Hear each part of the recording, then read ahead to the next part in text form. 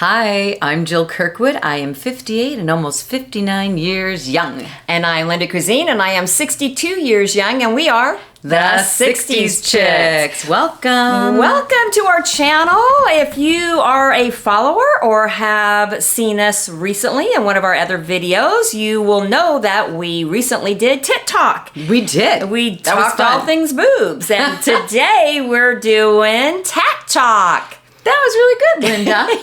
Yeah. Round of applause on that one. Better than cat talk for most women of our age, although that... That is very... That's stereotyping, I'm just saying. Yeah. So, anyway, about tattoos and permanent makeup today. And, I think that we're going to cover a few things. Mainly, Linda, I want to ask you right off the bat, do you have any tattoos? I do. I have this one. You've probably seen me flashing around. It says Believe. I got it about 7 years ago when I was having Mother-Daughter Day with my daughters. Yeah, I think all mothers and daughters do that. Yeah, right. Put me down for Mother of the Year I love award. That. So we had the word believe put not so much for the religious aspect, but more to believe in oneself and to believe in possibilities and joy and life, so kind of encompass everything. I like that. So can I see that again? Yes. Because the cursive on this is really beautiful too.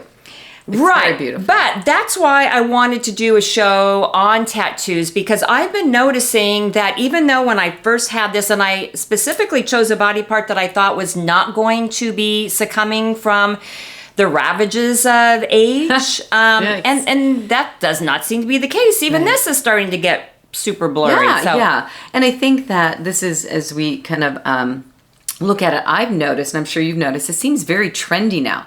Everybody's getting tattoos. And historically, it was really only related to significant times in history. I think like a lot of people who served in wars past have tattoos. Yeah, my dad had one. Okay. Yeah, he was in the Korean War. And then it was kind of for the gnarly people or for the motorcycle gangs, like, really... Yeah, the edgy tats. Edgy. And now it's like everyone's doing, even in my industry, which is fitness, yoga, health, there are all sorts of tattoos coming out and the lotus flowers and the Asian symbols, and they're all beautiful. They're stunning. But I think we really want to get into that point of thought pre-tattoo of if, 10 years out, 15 years out, 20 years out, how's that tattoo going to look, and is it going to mean the same thing to you? Yes? Right. And not even so much will it mean the same thing, although that actually is a really good question. Yeah. I was coming at it as a former makeup artist from how is it going to be preserved? I mean, the ink, we all know that the ink will fade,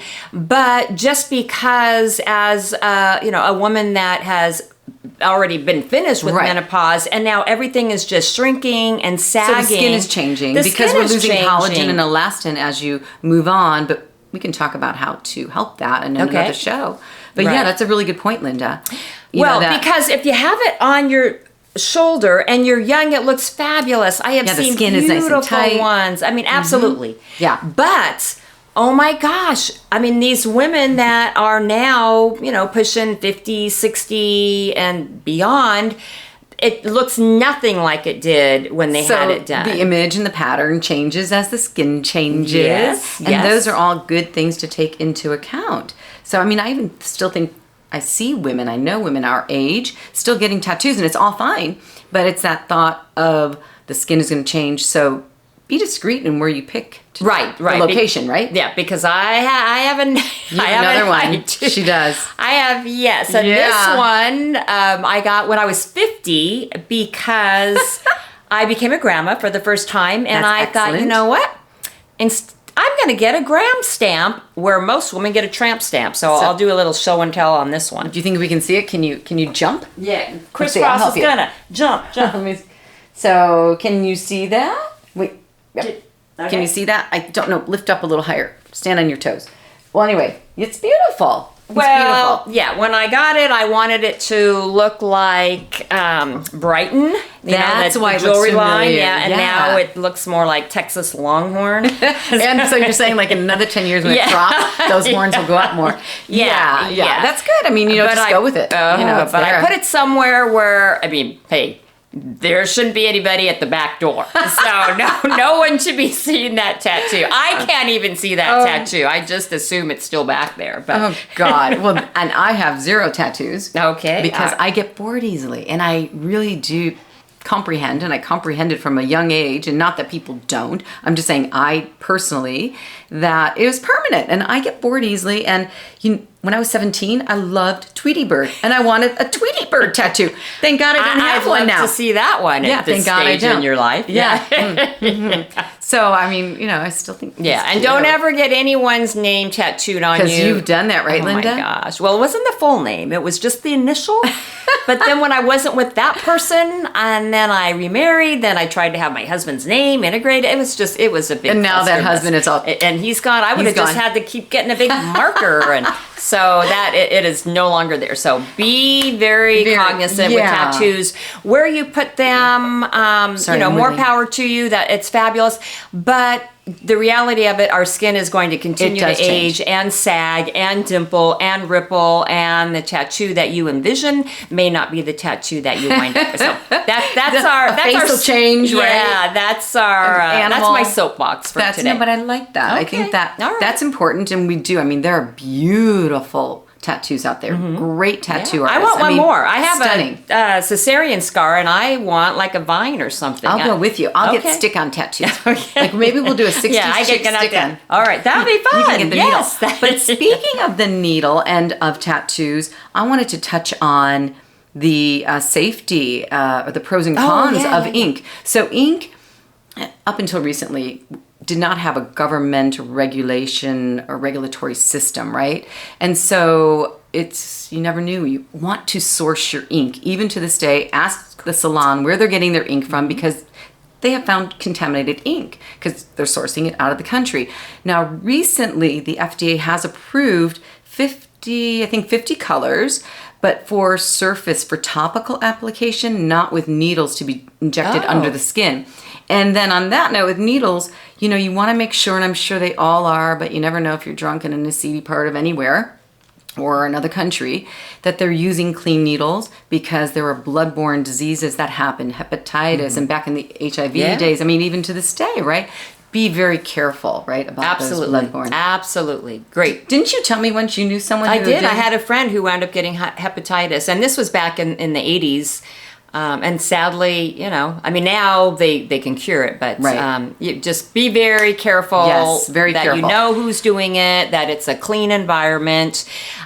Feel free. Yep. The expression is wonderful. All we're trying to do is just add a little, kind of grain to be conscious of what will happen to your skin. Nothing remains the same, believe me. Nothing remains the same on your body. That is so sad. Okay. But I think that is I love this topic, right? Because it even segues into permanent makeup. Absolutely. So we're going to talk about that now. We are. And it's a tattoo of a different sort. I got my eyebrows tattooed maybe about 3 years ago.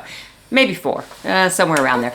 You can't, it's not even there anymore. It's something that you have to keep redoing. And it wasn't the tattoo per se. It was called microblading, where the tattoo artist literally does, and she didn't consider herself a tattoo artist. She was like a makeup artist. They do one single hair at a time, so it looks very natural. However, if you are a person like myself that gets Botox a few times a year, what happens is Ruh-roh. Ruh-roh is right, because oftentimes if they just don't do it right or whatever. So I had the one brow then start to sag. Well, then then I wound up having to color correct with just eyebrow pencil to try to get a symmetry. And I mean, even to this day, I don't know. I mean, you can't see now because I'm fixing it clearly. But anyway, there are some caveats. And fashion and makeup does not remain the same. Right. And so anytime women or men are getting, tattoos of permanent makeup, the fashion's not going to stay the same. I mean, remember when women up until, maybe just last year, were getting those big, huge, just awful eyebrows.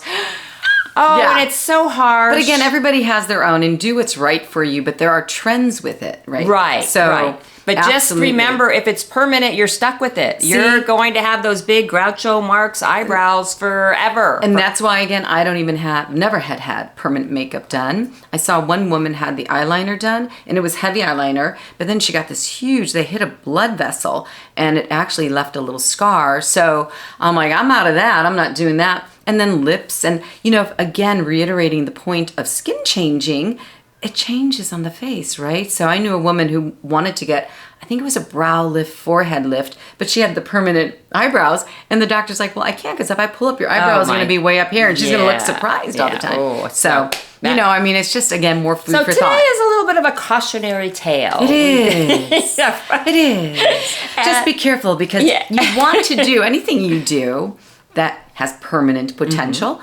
What's it going to be 10 years, 15, 20 years out, right? Right. So, I don't know, Linda, you're very brave. Thank you for taking one for the team on that. And I'll stick on. Yeah, okay. Yeah, stick on tattoos. That maybe I should stop wrecking my skin and do the stick on. No, we'll see. Otherwise, we'll have a show and tell here in another month or so, when I've now got a big tummy tat. Not that anyone wants to be seeing my stomach. I want to see it. Well, you are the only one. Oh, well, Linda, so we on that one. So anyway, thanks for joining us. Absolutely. Make sure you subscribe or you like. You Please can do that little bell thing that gives you an alert when we have a new video up. And until next time, remember, our saying. It is. To laugh a little and... That's not our saying. That's not our saying. How did we both do that together? We actually say whine a little, laugh a lot. And we haven't even been, oh dear, Linda. Okay. So whine a little, laugh a lot. Laugh a lot. Cheers. Okay.